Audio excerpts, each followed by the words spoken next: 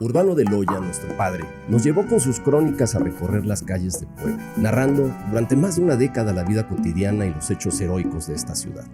Ahora, 30 años después, nosotros continuaremos su legado y crearemos con ustedes uno nuevo. Yo soy Luzaida de Loya. Yo soy Guillermo de Loya. Y esto es Puebla de nuestros amores. Bueno, pues bienvenidos al quinto capítulo de esta quinta temporada, 5-5 hoy, y muy contentos de lo que vamos a hablar y con quién estamos hoy.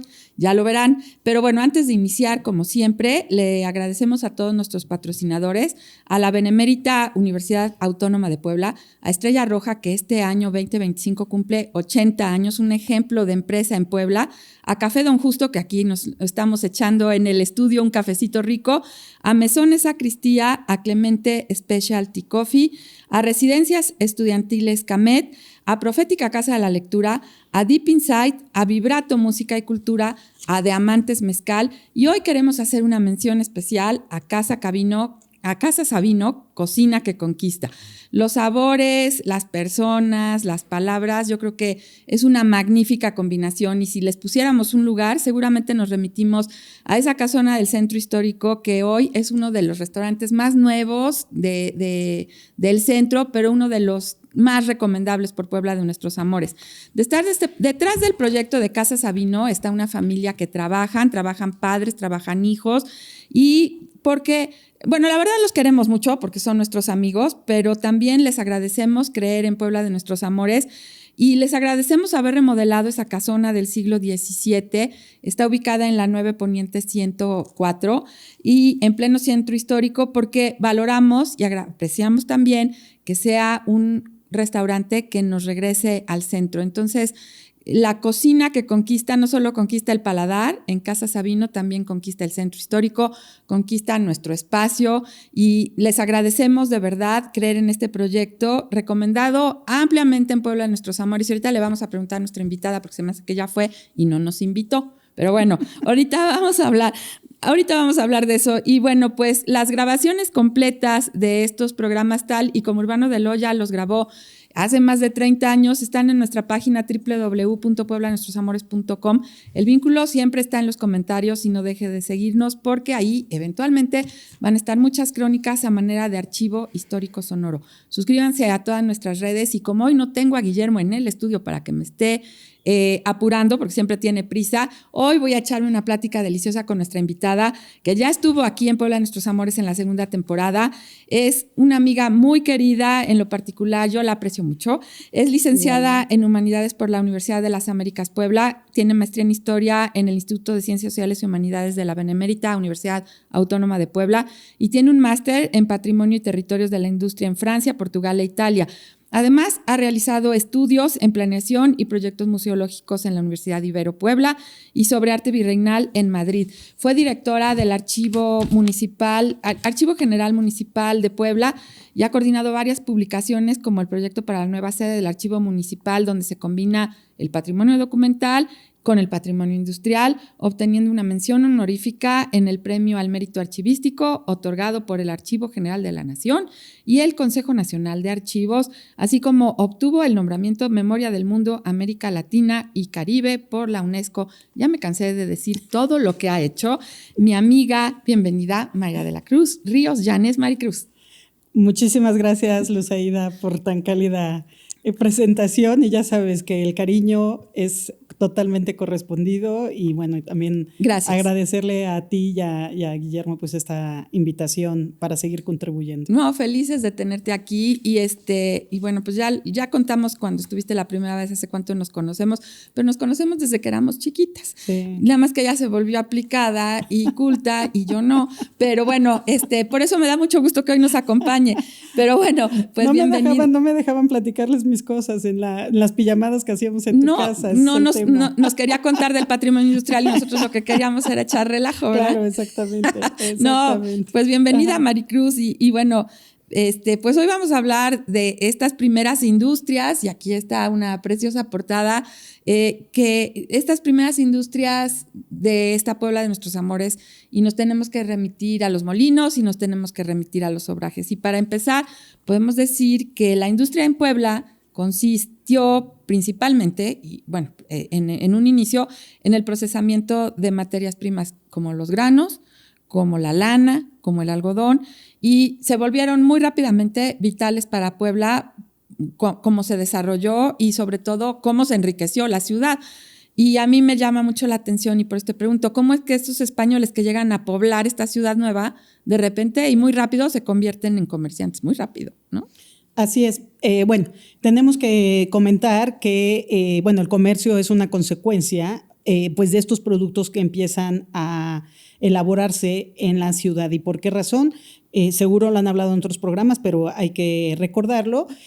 Cuando se funda Puebla en 1531, es un lugar estratégico entre el puerto de Veracruz y pues la región refundada, digamos, capital del virreinato, de la Nueva España, la Ciudad de México. Estamos a solo 10 años de la caída de la Gran Tenochtitlan. Claro. Eso hay que considerarlo y dimensionarlo como en la línea del tiempo, porque pues como que no, luego se nos hace líos como esta serie de eventos y si los marcamos como en esta línea es más fácil la comprensión. Y pensamos que ya estaba todo organizado. Exactamente, Puebla, y no es cierto, claro, ¿no? Claro que no. Entonces imagínate que llegan estos pobladores, evidentemente es un valle riquísimo porque pues empezando por el clima, claro. Que es totalmente benigno, tiene esta serie de ríos que están rodeando el valle y existe una mano de obra porque existen todos estos poblados de origen prehispánico alrededor a no tan una distancia no tan lejana. Podemos hablar obviamente de Cholula, de Huejotzingo, Tepeaca, Tecamachalco, Calpan, que bueno, van a ser vitales para conformar esta nueva ciudad que va a ser totalmente multicultural. Pero bueno, ¿qué sucede? Los que llegan, especialmente los peninsulares, pues empiezan a ver, y ellos tienen necesidad también de consumir en un primer caso como el de los granos, o sea, el trigo, que es obviamente pues el grano por excelencia de Europa, y luego explicaremos cómo pues esto se va transformando y también muy rápidamente pues se establecen estos obrajes pues para surtir estos nuevos pobladores y estas nuevas poblaciones que se están formando alrededor. Entonces estos primeros pobladores se vuelven en comerciantes por necesidad de surtir. Exactamente, es una consecuencia, ¿no? de la producción y de pues que obviamente se abre este nuevo mundo para todos los nuevos pobladores que están llegando y que van a tener que pues surtir de estos productos, para empezar a comer, ¿no? Claro. O sea, seguramente pues habrán comido tortillas y los productos locales en un inicio, pero pues habrán echado de menos su tipo de alimentación y rápidamente van a empezar a tratar de cultivar y con mucho éxito muchos de estos productos que traían de España. De España. Sí, porque justamente a eso voy, porque antes de entrar a Puebla, a la ciudad, tenemos que mencionar forzosamente una población que es muy cercana y que es Atlisco, y tú me lo decías antes de grabar. Puebla, como decíamos, se funda en 1531 y en el repartimiento de Mercedes de tierras se voltea a ver Atlisco, ¿no? Por su clima, por su fertilidad y por la necesidad básica, como decías, de alimentar a estos pobladores. Y acá yo tengo una pregunta. El trigo, como tú decías, natural de Europa, de repente florece en Atlisco y da una prosperidad al valle muy importante. Y es verdad entonces que la primera vez que se siembra trigo es en Atlisco, en la Nueva España. Es un tema muy interesante y muy importante y hay que desmenuzarlo. Existe un documento en el Archivo General Municipal de Puebla, en el cual, bueno, tuve la fortuna y el honor de haberlo dirigido durante 7 años. Y en el suplemento de Cabildos, en el primer libro de suplemento de Cabildos, que así se conoce, cuando López de Villaseñor conforma todos estos primeros documentos de la historia de la ciudad, hay un documento que es de la década de los 30, no está datado, pero es muy importante porque están hablando ya de repartimientos y mercedes que se están otorgando en Atlisco. De hecho, lo mencionan así. Ahora, es muy interesante porque la fundación formal de Atlisco no va a ser sino hasta 1579. Okay. Y estamos hablando que esto es la década de los 30. Pero ¿por qué es tan importante este documento y otros que también lo mencionan? Pero específicamente estoy pensando que es en una publicación que se hace por parte precisamente del ayuntamiento, está marcado con el número 16. Y viene esta relación de nuevos pobladores y qué están haciendo, qué están sembrando en Atlisco. Okay. Y entonces hablan de vides, que eso es interesantísimo. O sea, sería uva. Sí. O sea, quieren producir vino. Quieren estar en España. Pues obviamente uno trae sí, claro. el oficio y hay que pensar también esto para después, pero pues cuando venían en los barcos, pues el vino no se echa a perder claro. Bueno, podría durar mucho más tiempo. Sí se echaba a perder en algún momento cuando trataban de mandarlo a Sudamérica, pero por lo menos en el comercio hacia la Nueva España se mantenía porque el agua pues también podías enfermarte si el agua no estaba suficientemente higiénica o limpia, pero pues difícilmente te enfermas con vino. No, y era una bebida pues muy cómoda, Claro, era parte de. Entonces, siembran vides, hablan de cítricos, de naranjos, de higueras, de olivos, de membrillos, hablan de 3 manzanos, que luego lo voy a comentar. Y son cientos de plantas, no son 2, 3. Sí hablan, por ejemplo, de 3 manzanas, pero lo demás, las vides por cientos. Y posteriormente, no específicamente ese documento, pero posteriormente, y esto lo habla mucho un autor, Héctor Silva Andraca, que trabaja sobre Atlisco, y Carlos Paredes también, en esta otra investigación sobre Atlisco, que muy pronto van a estar sembrando trigo en Atlisco. Okay. Se dice que llegan 3 granos literalmente en la Ciudad de México, que venía en un cargamento de otras cosas, pero así lo narran. Así de preciso lo narran, que 2 se echan a perder, no hay frutos, y que de un granito salen 17 espigas. Y entonces que dicen que prácticamente fue providencial en Coyoacán.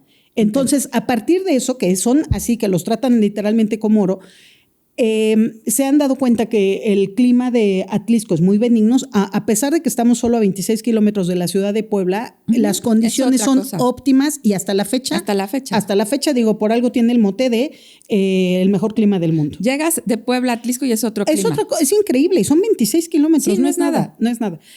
La cercanía de los volcanes, la lluvia, la humedad, la tierra que es tan fértil con todas los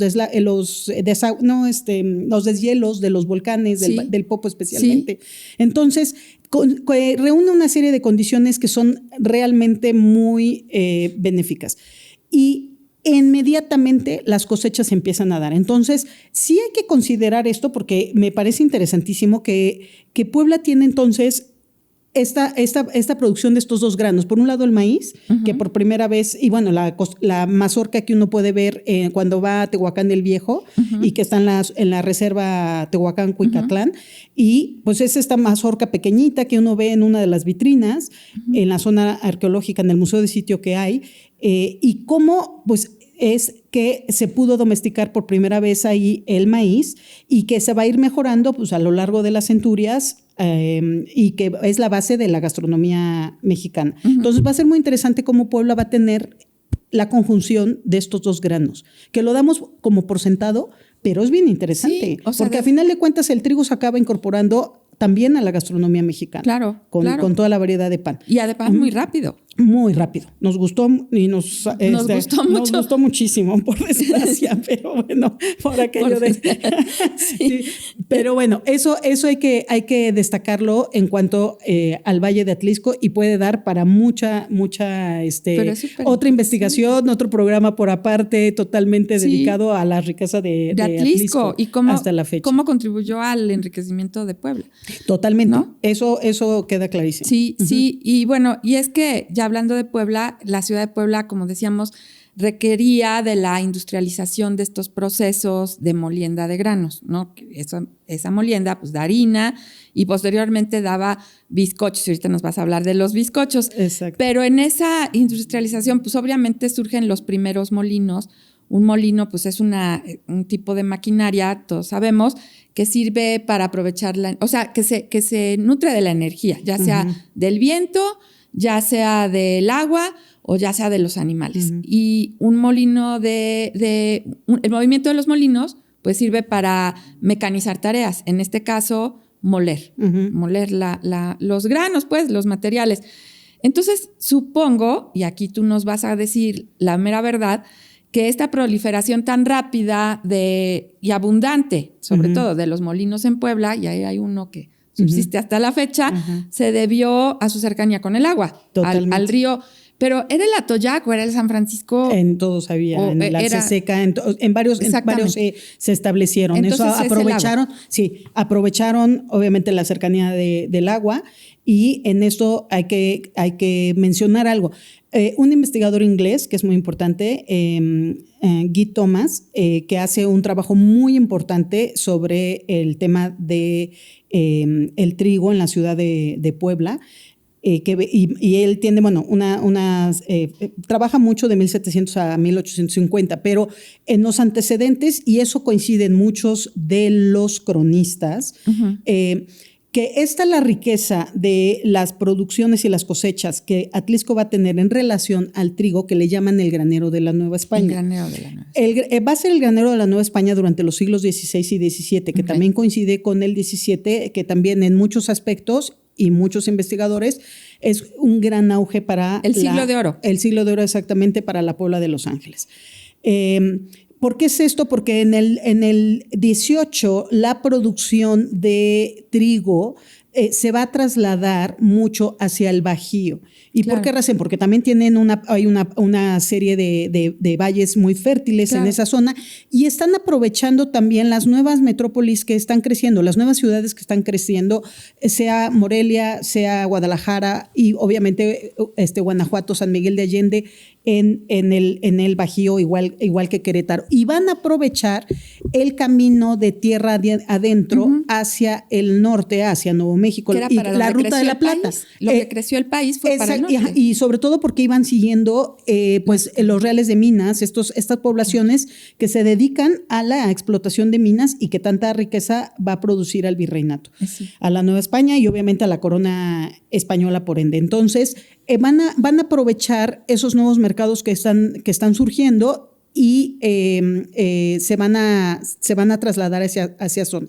De cualquier manera, la ciudad de Puebla, y eso es bien interesante mencionarlo, surgen toda esta serie de molinos, hay varios, léase San Francisco, el Carmen, muchos otros que van a estar desarrollándose y que van a aprovechar lo que justamente tú mencionabas, la energía del agua, porque en esta zona se van a estar moviendo por energía hidráulica. Sí, exactamente. Bueno, y Puebla rodeada de agua. Exactamente. Y lo que es interesante, aunque los cauces de los ríos no sean tan grandes, van a proliferar toda una serie de industrias que obviamente necesitan estar, casi cualquier tipo de industria necesita siempre estar cerca de agua, ¿no? Claro, claro.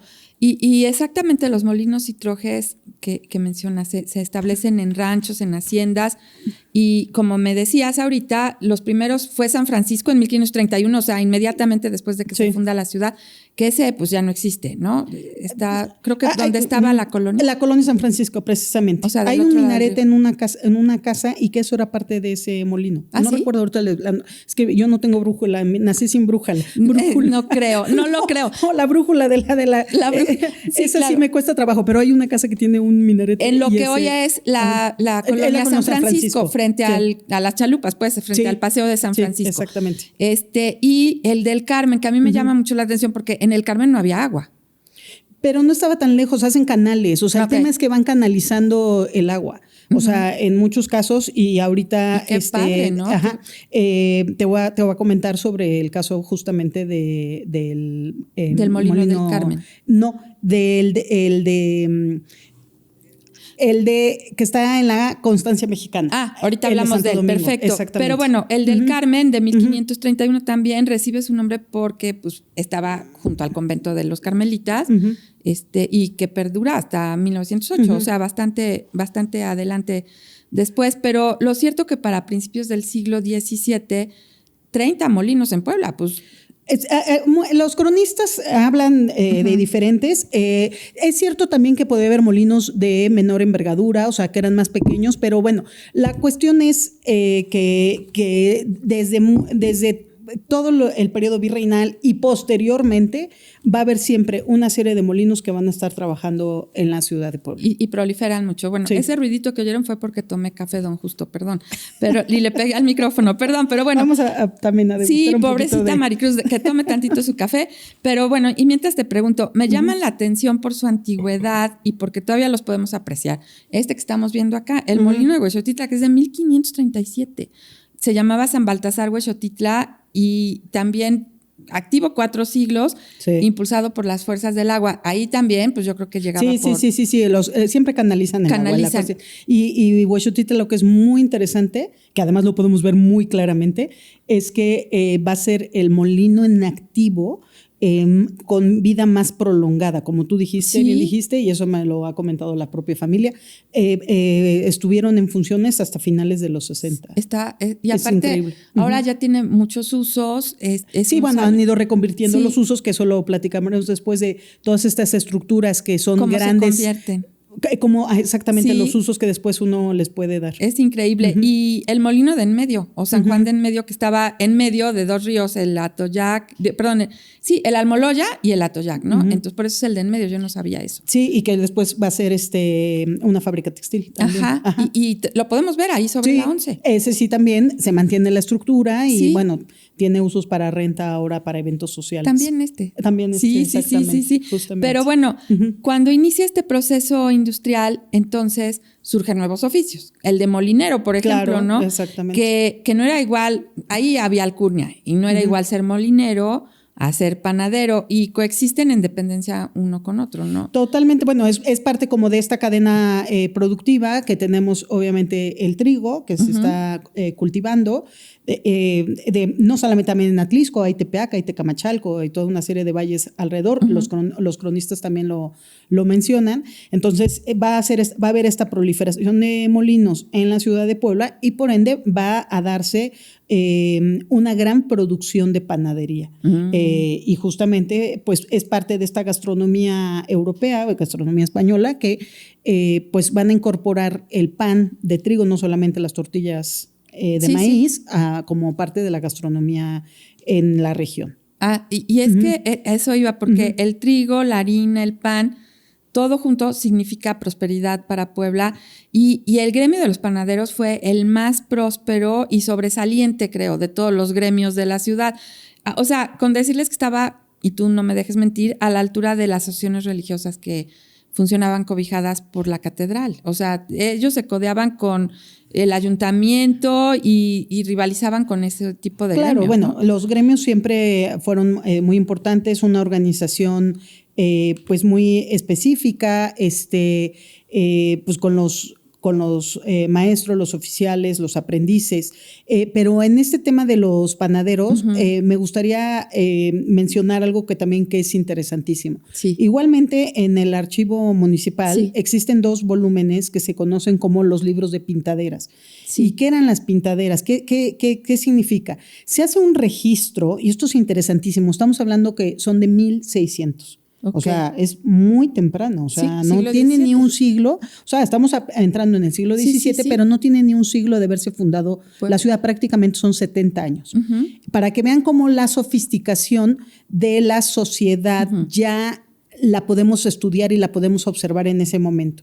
¿Qué significa? Que se registran todos los nombres de los panaderos y en este caso existen nombres de panaderas. Generalmente cuando existen mujeres es que son las viudas de los panaderos, pero les permiten con representación del hermano o el papá o en alguna figura masculina, se registran pero con el nombre de la persona. Y conservan el oficio. Sí, y conservan el oficio, exactamente. ¿Y qué son las pintaderas? Son unos sellos que se hacen, cada uno tiene su propia marca, digámoslo así. Entonces, el sello puede tener elementos vegetales, elementos animales, muchos elementos religiosos. Y lo que es muy interesante de estos volúmenes, son dos, que al margen vienen los sellos para diferenciarlos. ¿Y para qué funcionaba esto? Era una manera de hacer un control de calidad. Entonces, las personas cuando compraban el pan, sabían que pertenecía a tal negocio, o sea, tal panadería de fulanito de tal, y que si hubiera algún problema sabías a quién podías ir y reclamarle. Era como la marca, pues. Era la marca y era un control de calidad. O sea, es como tener un ISO. Pero como, o sea, en el pan. En el pan se sellaba. Tenía que haber sido de origen vegetal, obviamente no era dañino, claro. Exactamente. Sí. Pero venían marcados. Venían pintados, pues. Sí, y bueno, y eso, digo, esto es en otro tema, pero por ejemplo, en Querétaro existen unos sellos que se siguen marcando las tortillas, por ejemplo. Son unos sellos de madera y los siguen marcando. Y en Europa hay muchos sellos así particulares que también los ves en las tiendas de antigüedades. O sea, como era una manera de saber de dónde provenía el pan. Lo que es interesante es que en esta relación de las pintaderas, como se conoce, el primer sello que está registrado es el de una mujer. De una viuda. Exactamente. Oye, sí. ¿Y era pan de bizcocho? No, bueno, no, ahí había obviamente pues una variedad. Todavía es muy difícil saberlo. Si lo traemos a nuestros días, tuvo que haber sido una concha ahí deliciosa con su sello. Cierta variedad, porque simplemente si pensamos en la variedad que existe hoy en día de pan, a pesar que hemos modificado nuestros hábitos de consumo. Sí, claro, ya evolucionado. Exactamente, y que de repente pues tenemos que cuidarnos un poquito más y demás. Sí, pero una concha. No, esa nunca le vamos a decir que no. Calientita. Claro, así para combinarlo con el café. Sí, claro. Exactamente, o el chocolate. Pero sí es un tema de control de calidad y es muy interesante. Y están registrados en el archivo. Sí, pero sí. ¿No puedo ir y verlos? Sí. Sí, bueno, cualquier investigador y bueno, y cualquier ciudadano lo podría hacer. Ha habido siempre muchas exposiciones, hay publicaciones que han salido, inclusive en internet, alguno que esté interesado en esta plataforma de Google Arts and Culture, si buscan, es algo así como el nombre, ya se me olvidó, lo trabajamos en un proyecto de gastronomía del estado de Puebla con Lilia Martínez, es algo así como trigo, molinos y panaderos. De hecho, les estamos poniendo aquí la foto de los libros de pintaderas que Maricruz nos recomendó, lo sacamos de ahí gracias a ti, gracias a Lilia Martínez, que tienen esa investigación. Y es que también no hay una casa poblana que no tenga pan de dulce. No, por supuesto, una tradición indiscutible. En mi casa de mis papás siempre había pan de dulce. Nada más para darte un dato, hoy en día, hace como 10, 12 años, platicando con un amigo que trabajaba en una transnacional de estas inmensas en México, que manejaba una división muy fuerte de mantequilla y margarina. Y un día platicando, él de Ciudad de México me dijo, el cliente más importante, después de Ciudad de México, y obviamente por el número de habitantes y por volumen, es Puebla. Hace 10, 12 años, me lo comentó, hace 12 años. Mantequilla y margarina. O sea, lo que significa la comercialización para esta transnacional, la ciudad de Puebla, por la producción de panadera que existe hasta la actualidad. Y bueno, hay que ver nada más, si uno viaja por México y te acercas a ver la variedad de pan, o sea, no hay ni punto de comparación. Podríamos hacer también acá un listado de todos los nombres que recordamos o cuando íbamos a comprar el pan a estas panaderías y pues ibas hasta la fecha, ¿no? Con tu charolita y vas recogiendo entonces que si el cerillo, la trenza, el moño. Y ya los puedes comprar hasta en los supermercados, ¿no? Pero pero lo seguimos viviendo, ¿no? O sea, claro. Eso queda claro. Yo no le hago feo a las conchas nunca. Ay, no, por supuesto. Y los condes, esos así que tienen arriba como un turroncito. Y los polvorones. Y los polvorones deliciosos. Y hay muchísimas cosas. Es muy poblano comer pan de dulce. Totalmente. Muy poblano. Muy. Y estas tradiciones de la noche, ¿no? De estar cenando. Y en su momento ha de haber sido económico. Tuvo que haber sido, obviamente, de todos los, para todos los bolsillos, como siempre sucede, ¿no? Sí, bueno, pues la panadería poblana deliciosa, siempre de dónde viene delicioso. Y bueno, pues hablando de la industria poblana, Maricruz, y evolucionando un poco, tenemos que mencionar los obrajes.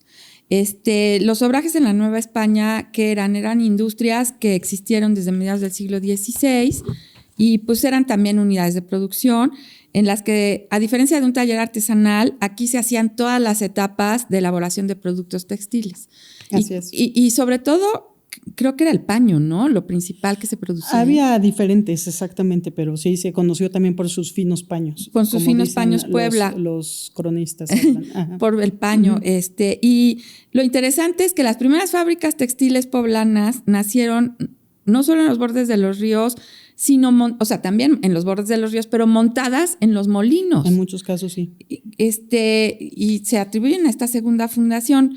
Y como tú me decías, con el tiempo competían con el Bajío y demás.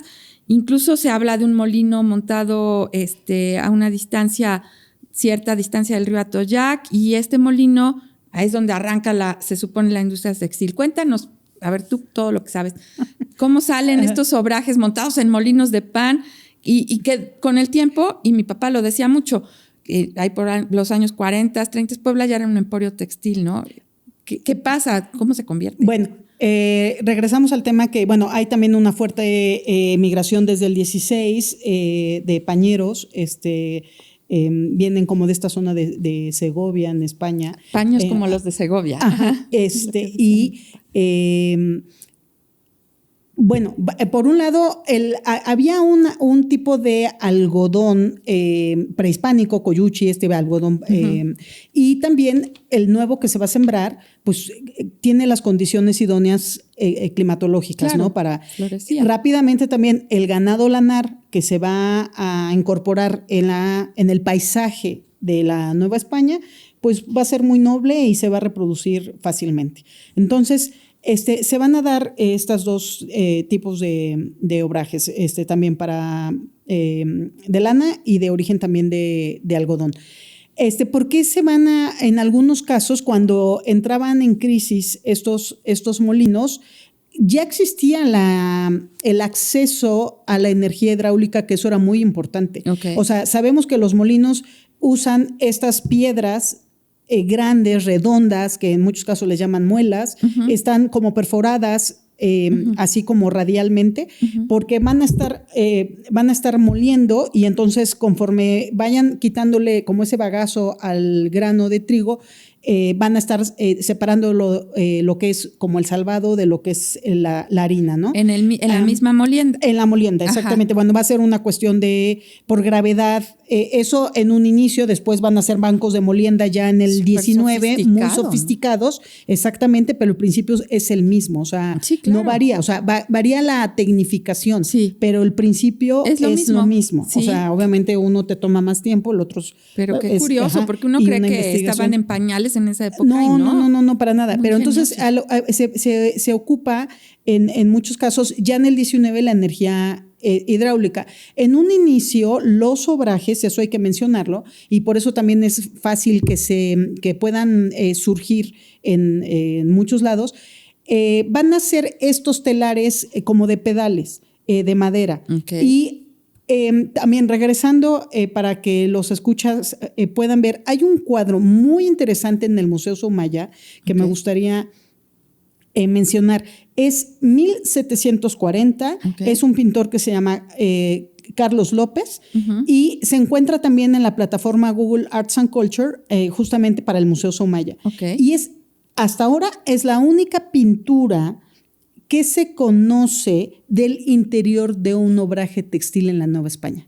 Eso es bien interesante. Es que no porque me lo imagino. Ahí me lo voy a imaginar. Si alguien has estado en Teotitlán del Valle, en Oaxaca, o en Contla, en San Bernardino, Contla, en Tlaxcala, ¿cómo están haciendo los tapetes? Bueno, no era tan diferente. Eran todos estos, la cuestión de tejer trama urdimbre, que van pasando como estos peines de un lado a otro y van moviendo para ir como creciendo la parte propiamente del tejido. Manualmente. Sí, claro, sí, claro. O sea, y con los pies moviendo una serie de pedales que tenían que pues accionar para pues cambiar los colores de los hilos o no es tan diferente, O sea, yo tuve la fortuna de estar en Birmania y vi justamente unos telares de este tipo tejiendo seda y dije, es que así era, o sea, no hay diferencia. Era la técnica totalmente manual.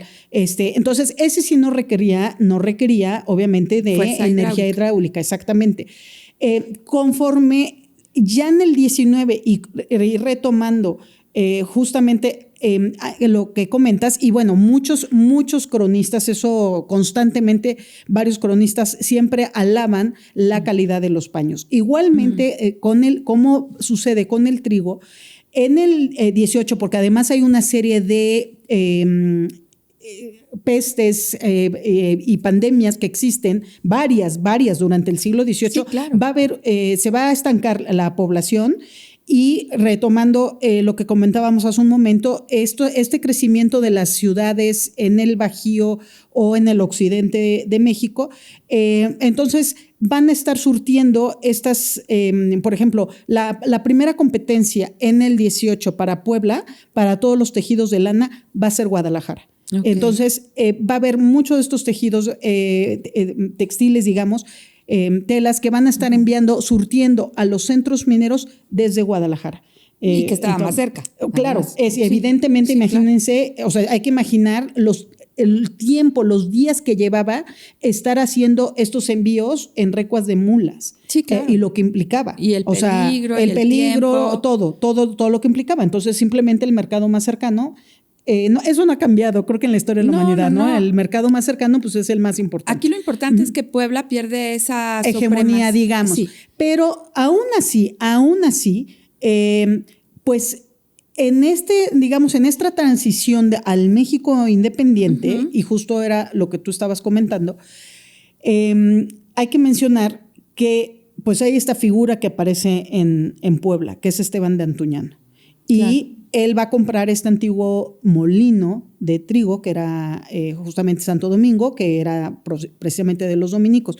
Y acá sí hay un tema muy interesante, que cuando hicieron todas las calas para arqueología y que estaban trabajando para la reconversión del espacio para el nuevo centro cultural y museístico que conocemos hoy en día de la Constancia, justamente localizaron donde había estado el antiguo molino. Me lo comentó el arquitecto Francisco Pérez de Salazar, que era el asesor, digamos, de todo el proyecto, justamente también el arqueólogo Arnulfo Allende. Y Gela Rodríguez, una amiga restauradora que estuvo también en el proyecto, y pudieron identificar inclusive el color en algunos casos, los restos de la pintura negra todavía que había sido de los dominicos, y el acueducto que habían construido para canalizar el agua y que tuviera la fuerza para mover pues las piedras de molienda, dicho molino.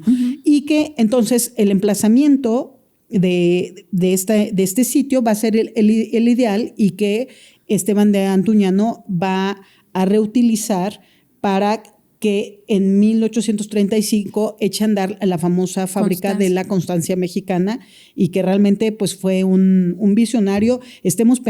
Hay que pensar que pues es la primera mecanización textil en todo el continente americano. O sea, Estados Unidos está en plena expansión, o sea, va a ser después, no es la potencia industrial que posteriormente va a ser, pero Esteban de Antuñano, de origen veracruzano, había ido a estudiar al País Vasco y entonces él está confiado y en esta, digamos, en este ambiente de la política de Lucas Alamán, de la industrialización del país, firmemente creen que la industrialización va a ser el que va a ser un desarrollo, el motor del desarrollo que va a permitir pues que la sociedad pueda tener pues un mejoramiento. Claro, y no se equivocaron. No se equivocaron. Y bueno, la constancia junto al río también. Sí, justo también, ¿no? Y junto al río, como dices, se rescató como un complejo museístico y apenas escuché que va a ser un museo textil. Dicen que van a abrir justamente la primera etapa de un museo textil que también estaba pendiente pues para la historia de Puebla. Bueno. Sí, claro, para pues narrar todo este desarrollo que se da realmente en el 19 sí. Y que va a tener gran auge en el 20. Realmente estas dos industrias que hemos estado comentando, tanto los molinos como los obrajes y que después van a devenir en las fábricas textiles, pues han dado fisonomía a Puebla durante 500 años. Siempre. Eso no es fácil comentarlo ni encontrarlo en otras ciudades. Y creo que eso es lo que hay que destacar. Hay que destacarlo. Y precisamente en el siglo XIX, Maricruz, con la revolución industrial, es donde los obrajes evolucionan y se convierten en fábricas. La constancia. Y nadie más constante que don Esteban de Antuñano, que tuvo muchos problemas, ya platicaremos de la historia de la constancia, pero también surgen, por ejemplo, la economía, el patriotismo, o sea, varias otras que para 1843 se convirtieron en las más grandes de Puebla. Sí. Y como decíamos, es un emporio textil Puebla desde entonces. Sí, totalmente. La revolución industrial a finales del 18 va a aparecer una serie de maquinaria que va a permitir esa agilización en los procesos textiles. Una famosa máquina, la Spinning Jenny, que podían hilar mucho más rápido, equivalía como a 36 personas, hacer el trabajo de 36 personas, porque consideremos que en un inicio, y eso también lo mencionan varios cronistas, que en Puebla podías escuchar cómo en las casas estaban paleando el algodón para desprenderle las semillas. Recoger algodón, hacer literalmente la pizca de algodón y luego quitar las semillas es bien... Es muy difícil. Es muy difícil y muy... maltrata muchísimo las manos, o sea, porque tiene espinas y te hiere las manos. Entonces, es un trabajo muy duro. Y era muy común que estuvieran paleando el algodón para separar las fibras de pues estas ramitas y de las espinas.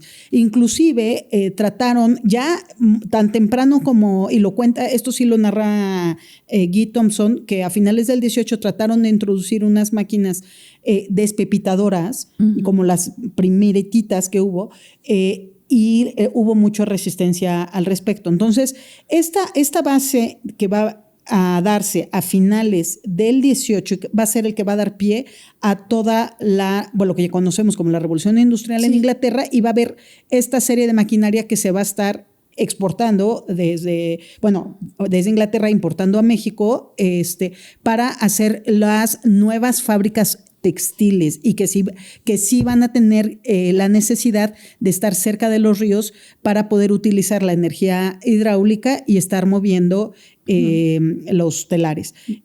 Obviamente cuando ya en el 20 entra la energía eléctrica, se va a sustituir, pero lo podemos seguir viendo. O sea, cuando analizamos, digamos, los vestigios de estas fábricas, vemos cómo corren y para muestra un botón a lo largo del ahora Boulevard 5 de Mayo, que fue el Río San Francisco, ¿cuántos cascos, digamos, de antiguas fábricas podemos encontrar? Sí, con el rescate de esta parte del paseo del Río de San Francisco. Exactamente, el centro de convenciones, ahí está todavía el chacuaco, la mascota, el chacuaco es de la mascota. Ajá, y atrás era la pastora, la pastora, la mascota y la violeta en la parte posterior que ahora creo que me parece que es un CIS, era una área de exposiciones y ahora me parece que es donde está ese callejón exactamente, que da hasta la parte de atrás. Uh-huh. Sí, claro. Uh-huh. Sí. Y bueno, en Puebla no solo existieron obrajes textiles, uh-huh. También hubo otros elementos manufacturados que eran producto de artesanos y que también dieron lugar a otros oficios, los sastres, los herreros, los orfebres, los fabricantes de candelabros, entre otros. Y existen asociaciones o gremios para cada uno de ellos. Eso es impresionante, ¿no? Y además regulaban sus bienes, su calidad en el trabajo. Y muy brevemente, Maricruz, porque evidentemente nos estamos centrando pues ahorita en lo más importante, en lo que le dio nombre a Puebla, los molinos de trigo y los obrajes textiles. ¿Qué nos podrías decir de estos otros productos de obrajes que dieron origen a otros gremios? Y regresamos otra vez a las fuentes primarias que son extraordinarias y que uno puede encontrar en el archivo, y hay estos libros de ordenanzas y marcan todos estos gremios para cada uno. Hay de todo lo que te puedes imaginar para retableros, para los escultores, para los cereros. Cereros. De cera. Pues, es muy poblano el oficio de cerero. Pues sí, es que era básico. Sí, y claro. Además, regresando a estos primeros productos que se van desarrollando en la ciudad de Puebla, y no es porque seamos un poco presumidos, pero la ciudad, un poquito sí. Sí, pero bueno, la ciudad, pues a final de cuentas, en este punto estratégico, pues va a permitir que muchos de estos productos rápidamente se reciban. Y en este caso, y esta es una investigación que ha hecho Ramón Lozano con el tema de los cerdos, ¿no? Y justamente, pues una investigación que él ha hecho muy profunda de sus ancestros y que trabajando todo, digamos, el origen de los cerdos, pues resulta también que Puebla tiene pues la primera sede donde se están criando estos cerdos y que provenientes de Huelva. Venían de España. Sí. ¿Y las ovejas también? Sí, claro. Sí, no, eso no existía en el mundo prehispánico. No, en el mundo prehispánico sí, no había ni ganado lanar, ni por supuesto había a lo mejor algún tipo como medio de jabalí por ahí en el norte, pero no como cerdos, que era la base de la alimentación española. Claro. Y hasta la fecha, ¿no? Claro. Y entonces por eso bien dice el refrán que 4 cosas como el poblano, ¿no? Cerdo, cochino, puerco y marrana. Sí. Exactamente. Entonces, toda, digamos, la crianza de los cerdos va a permitir también este nuevo, gremio también el de los jaboneros. Y eso también. Por la grasa. Por la grasa, exactamente. Y eso también lo comentan varios de los cronistas. Y va a haber una producción que es muy interesante, que es el del vidrio. Y hablan mucho también de la fineza de los vidrios y que se comercializaban muchísimo, se llevaban a otras latitudes. Eso sí queda pendiente como una gran investigación sobre la producción del vidrio en la época virreinal. Inclusive en el Museo José Luis Bello González existe esta colección increíble que son a modo de estos vidrios, vasos, otro tipo de copas, que se desarrollaron y se siguen desarrollando, que eso es muy interesante, en España, cerca de Segovia, en la Real Fábrica de Cristales de la Granja. Y se siguen elaborando artesanalmente y con un nivel de calidad y de finura extraordinario.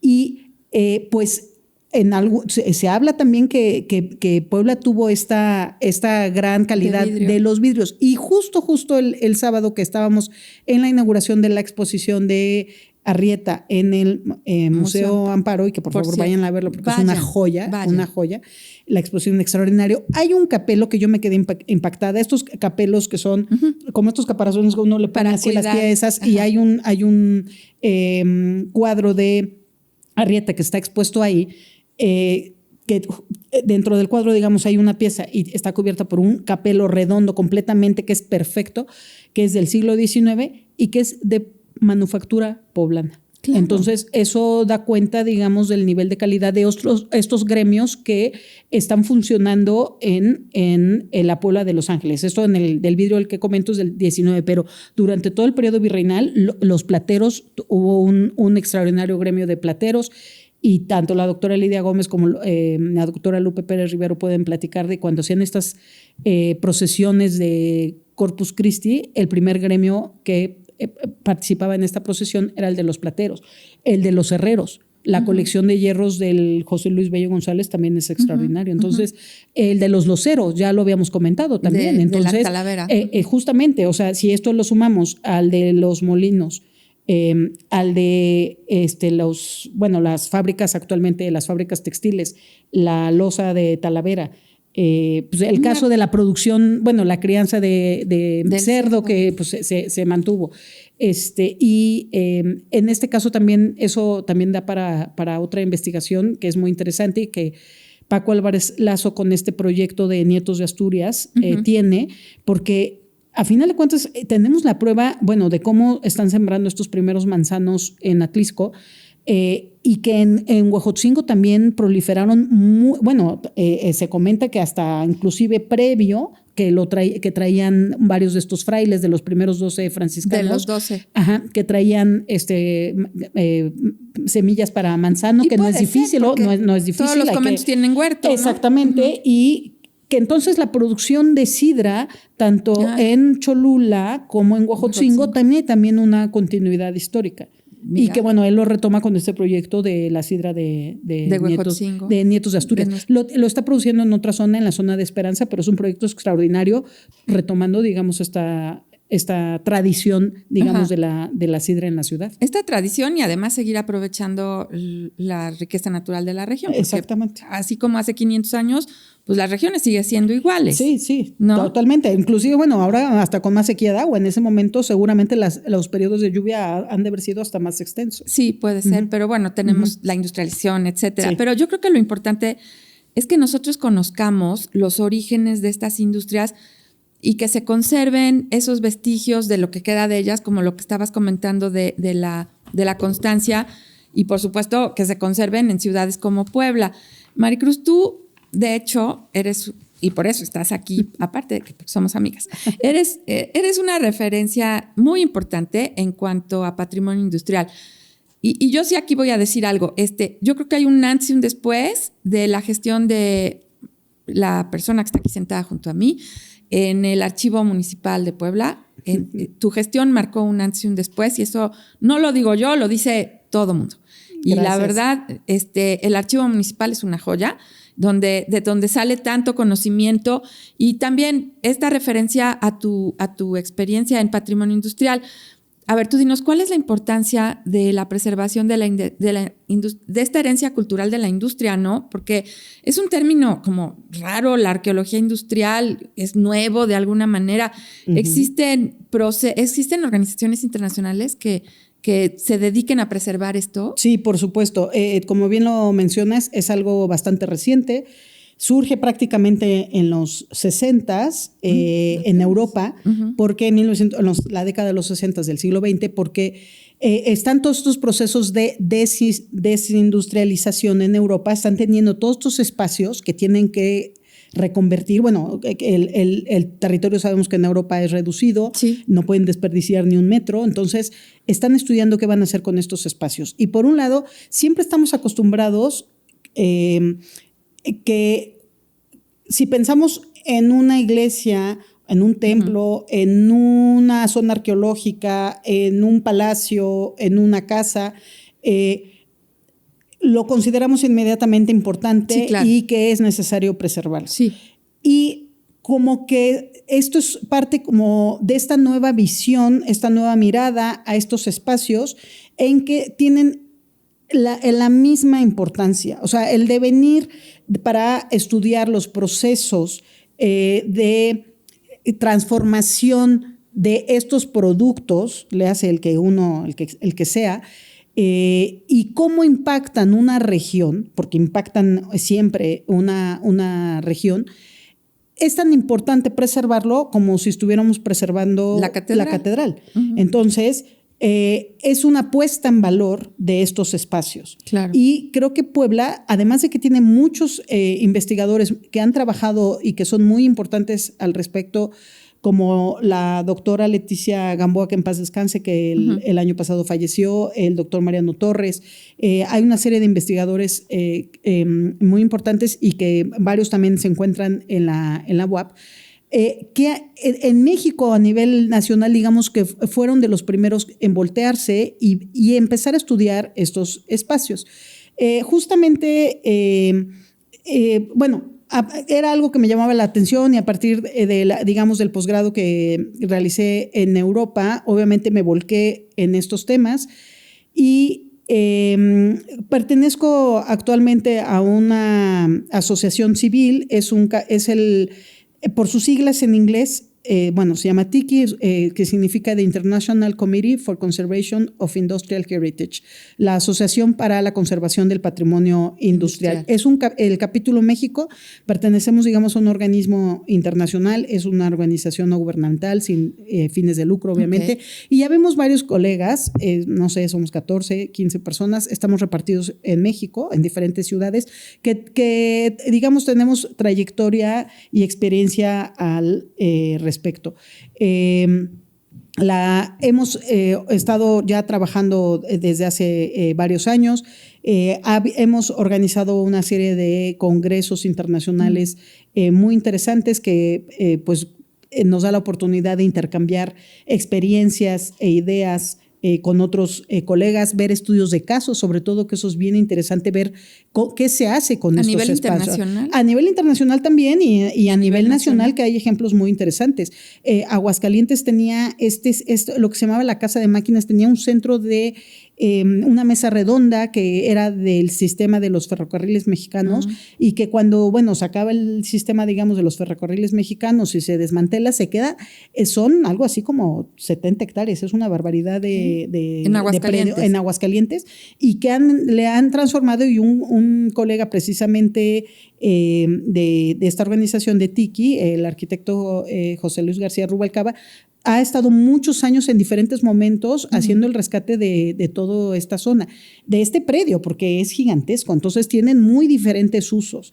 Entonces, eso es lo interesante, ver cómo los retos que esto plantea, y justamente lo que comentabas tú, y estando al frente del archivo, pues tuvimos la oportunidad de lograr este gran e interesante proyecto que fue reconvertir una antigua cementera en una sede del archivo. Y eso ha sido muy interesante, ver como el impacto en la zona en muchos niveles, desde la gente que trabajó ahí o vive cerca sintiéndose orgulloso de ese espacio, y también hasta la otra parte como de un impacto a nivel catastral, de un reposicionamiento de la zona, una recuperación, y sobre todo que la gente pueda ver estos espacios con una nueva mirada.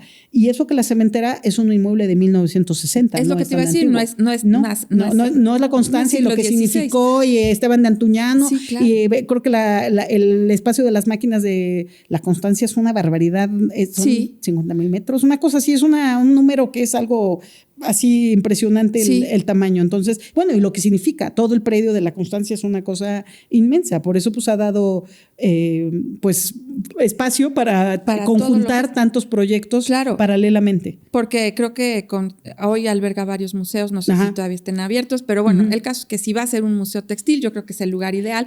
Y si tú nos hicieras así un poco fuera del guión, un recorrido por el patrimonio industrial de Puebla, ¿a dónde nos llevarías?